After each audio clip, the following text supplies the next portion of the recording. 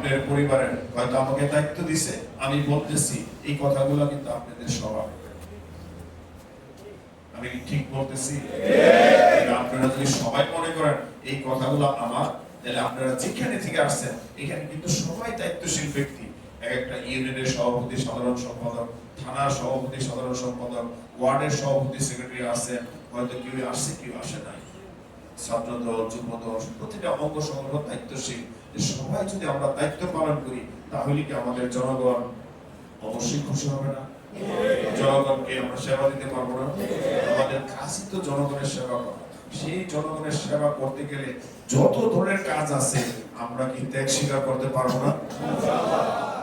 এই মাহে রমজানের এই রোজার মাস, রোজা রেখে ইনশাআল্লাহ আমরা সবাইকে শপথ করব, আল্লাহ আমাদেরকে সাহায্য করবে, আমরা জনগণের সর্বপ্রকার সহযোগিতা করব, আমার দ্বারা যেন কারো কোনো ক্ষতি না হয়। আমরা এই শপথটা করতে পারি কি? দেখেন আদুসা করার নাই অনেকেই, আদুসা করলে কিন্তু রোজা রেখে শপথ করবো আপনার দ্বারা কারো। আমার সাথে একটু শপথ করেন, আমি যে শপথ করছি আপনারাও করেন। হে আল্লাহ, আমি অমুক, যার যার নাম বলবেন, আমার দ্বারা এই মুন্সিগঞ্জ একের সর্বস্তরের জনগণের জান-মাল নিরাপদে থাকবে, কোন ধরনের ক্ষয়ক্ষতি হবে না। আমি জনগণের বন্ধু হিসাবে কাজ করব। আমি আমার দলের ম্যান্ডেট দিয়ে কোন ধরনের মানুষের ক্ষতি করার চেষ্টা করব না। আল্লাহ আমাকে শক্তি দাও, আল্লাহ আমাকে সামর্থ্য দাও, আমরা যেন প্রতিটি মানুষের সেবক হতে পারি। আমিন। আপনারা কিন্তু আমাকে ম্যান্ডেট দিলেন, আপনারা আমাকে সাহস দিলেন। আমি কেন আপনি সভাপতি হিসাবে জানেন না? আপনারা সিস্টেমে কাজ করেন। ইউনিয়ন ওয়ার্ডের সভাপতি ইউনিয়নে জানান, ইউনিয়নের সভাপতি থানারে জানান, থানার সভাপতিরা, সেক্রেটারিরা তারা শুধু থানায় কথা বলো। আপনি ইউনিয়নে থেকে যদি কথা বলেন তাহলে কিন্তু আপনাকে মূল্যায়ন করবে না। তাই আমি চাবো আপনারা সিস্টেমে আসেন।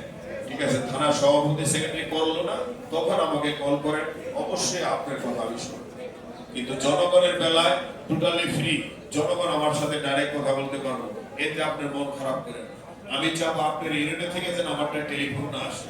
এখন আমি যে মিটিংটা করলাম, এই মিটিংটা যদি আপনি আপনার ইউনিয়নে করেন যে এই কাজগুলো আমরা করব, আপনাদের যদি সমস্যা হয় আমাদেরকে জানান, আমরা আমাদের সিস্টেমে কথা বলবো, তাহলে কিন্তু আপনার ইউনিয়নে থেকে আমারটা কোনো টেলিফোন আসবে না। আমি মনে করব এই বাড়িখালী ইউনিয়নের শান্তি, এই বাইকল ইউনিয়ন শান্তি, কোনো সমস্যা নাই।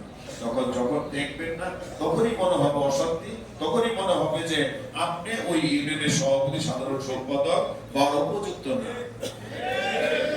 পরিষ্কার কথা। আমি মনে করব আজকে থেকে বিগত দিন ভুলে যান, আজকে থেকে আপনার ইউনিয়ন আপনি কিভাবে কাজ করবেন।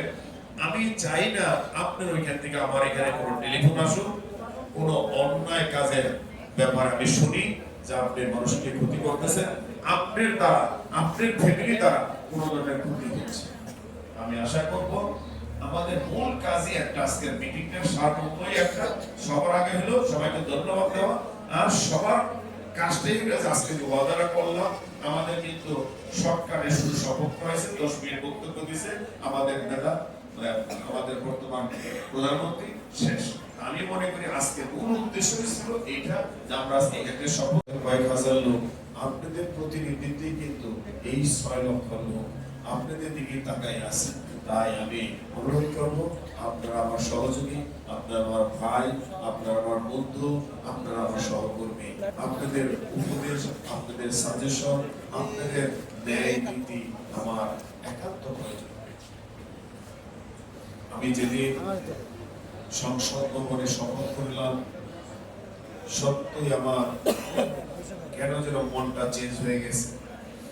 আমি যে শপথ বাক্য পাঠ করলাম, আমি জানি না আমি এই শপথ রক্ষা করতে পারবো কিনা। তাই সবসময় নামাজ পড়ে দোয়া করি, আল্লাহ আমাকে এই শপথের যেন প্রতিটা অক্ষর আমি পালন করতে পারি। তার জন্য আজকে আপনাদের সবাইকে ডাকা। আপনারা মিডিয়াতে দেখেছেন, হয়তো খুব একটা দেখেন নাই, আমাদের নবনির্বাচিত প্রধানমন্ত্রী প্রথম শপথ নেওয়ার পরেই আমাদের প্রতিটি সংসদ সদস্যকে নিয়ে আলাদা একটি বৈঠক করেছেন।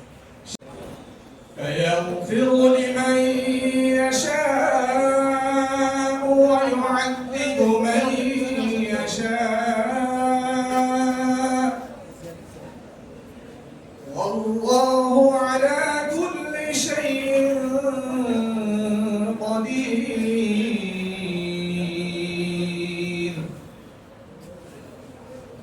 آمن الرسول بما أنزل إليه من ربه والمؤمنون كل آمن بالله وملائكته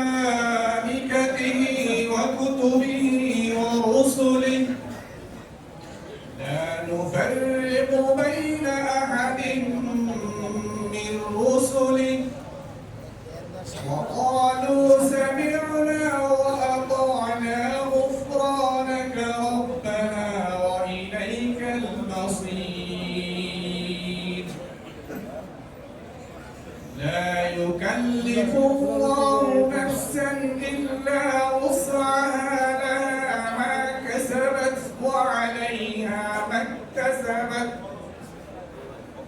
ربنا لا تؤاخذنا إن نسينا أو أخطأنا ربنا ولا تحمل علينا إصرا كما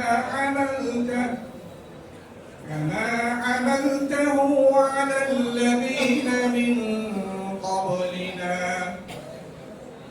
ربنا ولا تحملنا ما لا طاقة لنا به واعف عنا واغفر لنا وارحمنا أنت مولانا فانصرنا على القوم الظالمين. صدق الله العظيم.